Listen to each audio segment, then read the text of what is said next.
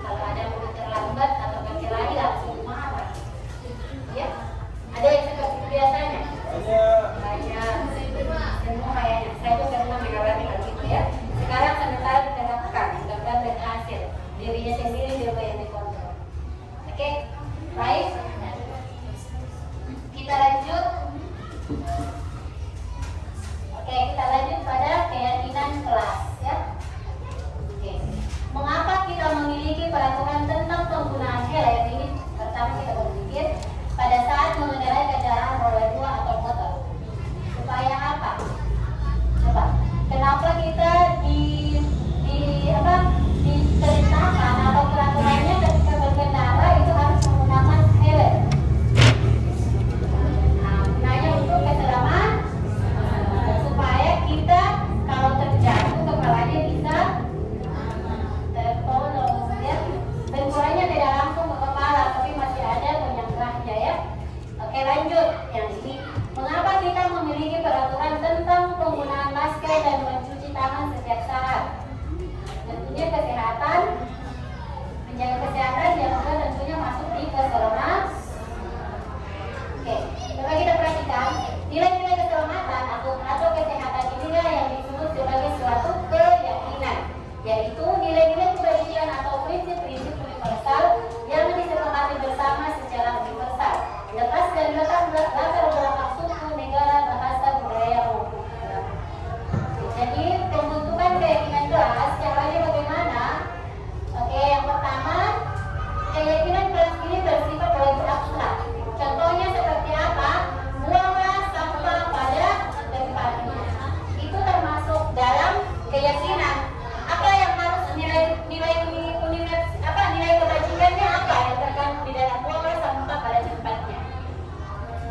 Nilai kebersihan ya. Bertutur kata yang dengan baik, dengan sopan dan santun. Kira-kira apa? Nilai kebajikannya apa? Etika. Bukan misalkan kita tidak katakan kamu harus berkata yang baik ya, tetapi dia kalimatnya bersifat abstrak. Buanglah sampah pada tempatnya. Merokok dapat mengakibatkan kanker, serangan jantung, impoten, gangguan kehamilan dan janin. Nilainya apa? Nilai kebajikannya apa? Kesehatan dan keselamatan. Bukan dikatakan payah, jangan merokok. Ya, tidak langsung, tetapi dia bersifat abstrak. Ya, oke ya, bisa dipahami. Oke, yang kedua, kalau di kelas pembentukan kelasnya misalkan hargailah sesama teman, ya, menghargai sesama itu boleh. Nilai keyakinannya apa? Nilai kebajikannya apa? Menghargai, ya. Apalagi banyak ya yang bisa kita berikan. Lanjut, pernyataan keyakinan kelas dengan biasa dibuat dalam bentuk positif. Jadi tidak ada larangan atau perintah di dalamnya. Kalimatnya mengandung kalimat yang positif, kayak semacam tadi buanglah sampah pada tempatnya. Bukan katakan tidak boleh membuang sampah sembarangan. Kan itu mengandung kata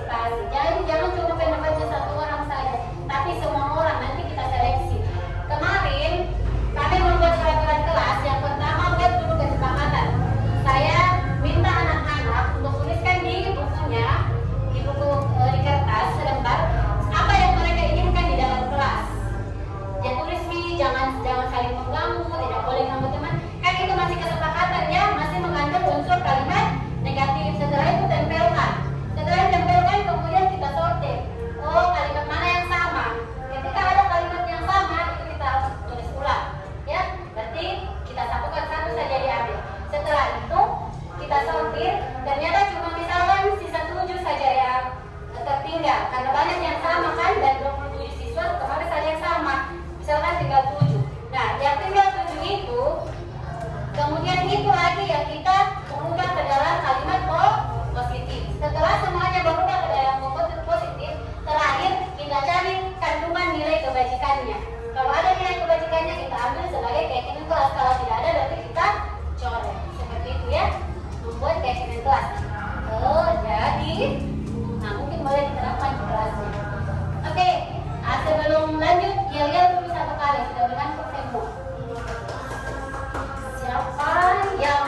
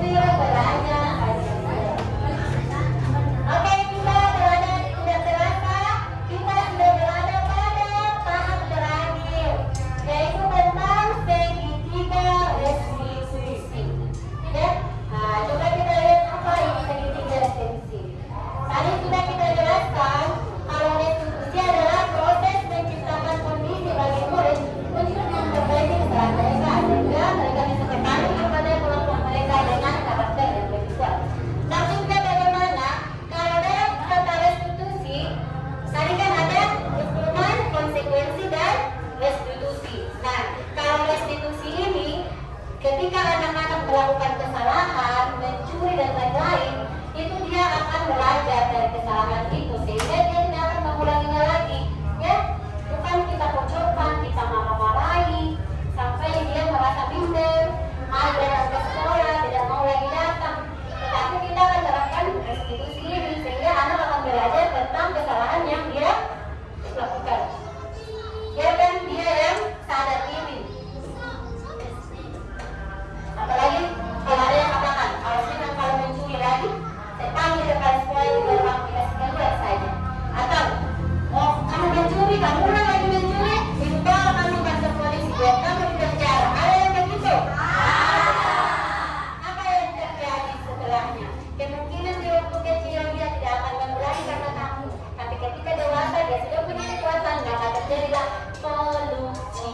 Ya, mungkin saja seperti itu. Bisa dipahami? Makanya seorang guru ini di era sekarang ini kita menjadi guru yang serba bisa. Jadi psikolog, jadi hakim, jadi ibu rumah tangga, jadi teman, jadi tukang, jadi apa saja. Maka jadi perlu untuk menguasai sesuatu ya. Bersama dengan teman-teman. Tapi bagaimana caranya supaya kita dapat ke semua aspek itu menjadi ini dan itu menjadi serba bisa? Tentunya harus selalu belajar. Yang di-upgrade adalah ilmu pengetahuan. Nanti berkolaborasi bersama. Duduk-duduk santai cerita-cerita kita bahas tentang ilmu pengetahuan ya. Lalu begitu ya. Oke. Jadi selanjutnya, nah kalau ada nanti anak muridnya yang bermasalah, oke Bu Novi, aku mau tanya dulu. Yang di bermasalah itu masih berbuat, masih bertindak. Kemarin kita salahkan ke atau bagaimana? Metodenya kemarin pakai metode restitusi ya? Kita sampaikan kemarin kan, tapi ini tuh belum saya pelajari metode ini sebenarnya sudah boleh kita terapkan ya. Oke, kita lanjut. Ini semua sebenarnya kalau misalkan saya tidak, kemungkinan ada di antara teman-teman ini yang akan berhasil dengan metode ini ya. Jangan lihat saya itu dari saya itu dia ada kita dia tidak terapkan. Kemungkinan ibu ini bukannya tidak terapkan, tapi tidak konsisten. Kalau teman-teman dari konsisten, berarti lebih mantap. Masuk di guru penggerak, dites, sudah lolos, sudah hebat ini, semua materi yang penggerak sudah diterapkan, ya. Jadi tidak bisa ditolak karena sudah semua diterapkan. Oke, lanjut. Nah, di sini ini ya. Boleh dibaca, restitusi membantu untuk memiliki tujuan, disiplin positif, memulihkan dirinya setelah berbuat salah.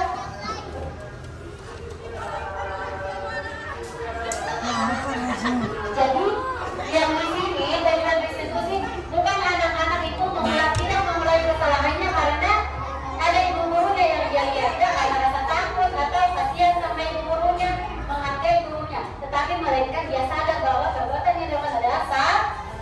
Itu yang kita inginkan di metode restitusi. Oke, segitiga restitusi ini adalah tahap-tahapannya untuk menerapkan metode restitusi ya. Ini dia tahapan segitiga restitusi. Oke, ini tahapannya yang pertama adalah menstabilkan identitas. Identitasnya dulu yang distabilkan.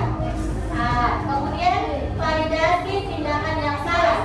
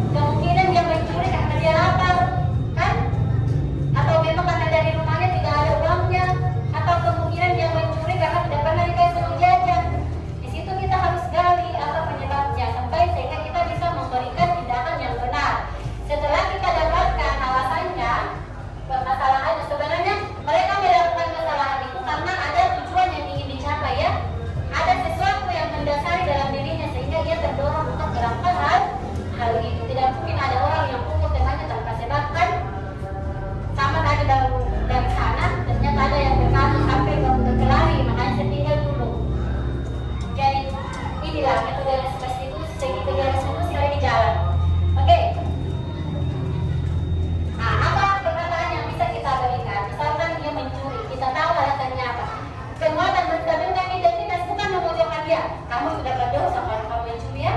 Nanti kalau kamu masuk meninggal, kamu masuk ke neraka, disiksa dia. Bukan seperti itu menakut-nakuti. Tapi apa yang kita katakan?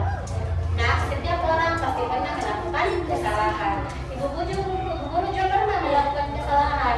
Namun kita harus perbaiki kesalahan kita. Tapi orang nggak tahu. Bisa kita katakan setiap orang berhak untuk berubah, berbuat lebih baik. Bisa kita katakan seperti itu.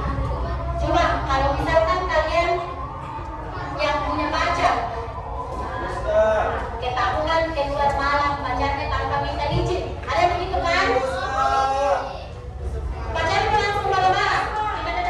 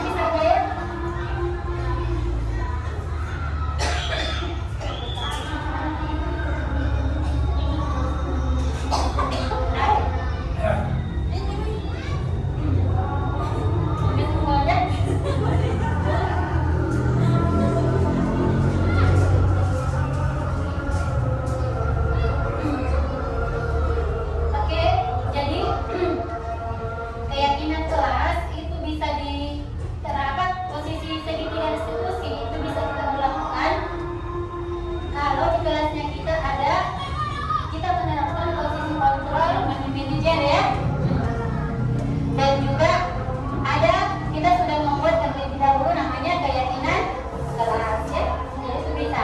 Jadi ini ketiganya berkesinambungan ya. Oke, teman-teman, ada yang ingin ditanyakan dari pemaparan kali ini tentang membuat keyakinan kelas? Itu bisa teman-teman terapkan ya. Kalau ada kendala bisa chat saya, nanti kita sama-sama belajar. Atau kalau perlu rencana saya memperbaharui keyakinan kelasnya saya karena kemarin ada yang belum terlalu bagus, bisa teman-teman ikut nanti juga atau masuk nanti kalau ada waktu bisa teman-teman dijelasin, tapi saya tidak janji karena saya sangat sibuk. Oke, selanjutnya pada pembelajaran kali ini silakan teman-teman catat di bukunya kira-kira apa yang bisa teman-teman ketik hikmah dari yang sudah kita pelajari selama proses kegiatan ini. Kira-kira apa? Ya, seperti itu. Ada yang tadi berfoto-foto? Ada. Boleh, mana Pak Idona? Baik teman-teman, terima kasih banyak atas partisipasinya sehingga kegiatan ini bisa berjalan dengan baik. Mohon maaf juga dengan ketidaknyamanannya, suasana yang panas, dan jangan bosan-bosan ya.